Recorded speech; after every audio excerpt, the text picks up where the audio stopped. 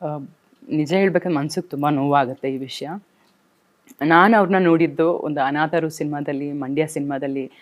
ಅವರು ಎಷ್ಟು ಅಂದರೆ ಪಾಪ ಎಲ್ಲರ ಹತ್ರ ಅಂದರೆ ಎಲ್ಲ ಟೆಕ್ನಿಷಿಯನ್ ಹತ್ರ ಅಣ್ಣ ಬನ್ನಿ ಹೋಗಿ ಎಷ್ಟು ರೆಸ್ಪೆಕ್ಟ್ ಕೊಟ್ಟು ಮಾತಾಡೋರು, ಎಷ್ಟು ಒಂದು ಹೊಂದಾಣಿಕೆಯಲ್ಲಿರೋರು.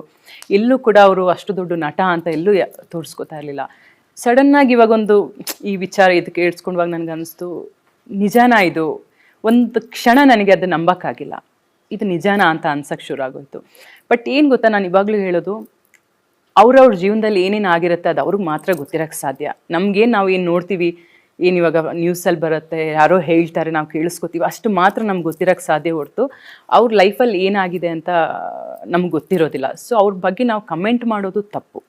ಬಟ್ ಒಂದೇ ಒಂದು ಮಾತು ನಂದು ಏನಂದರೆ, ಆನೆಸ್ಟಾಗಿ ನಾನು ಹೇಳೋದು, ಅವ್ರು ನಮ್ಮ ಇಂಡಸ್ಟ್ರಿಗೆ ಬೇಕು, ನಮ್ಮ ಚಿತ್ರರಂಗಕ್ಕೆ ಅವ್ರು ಬೇಕು. ಅವ್ರಿಗೆ ಒಳ್ಳೇದಾಗಲಿ ಅಂತ ಹೇಳ್ತೀನಿ ಅಷ್ಟೇ.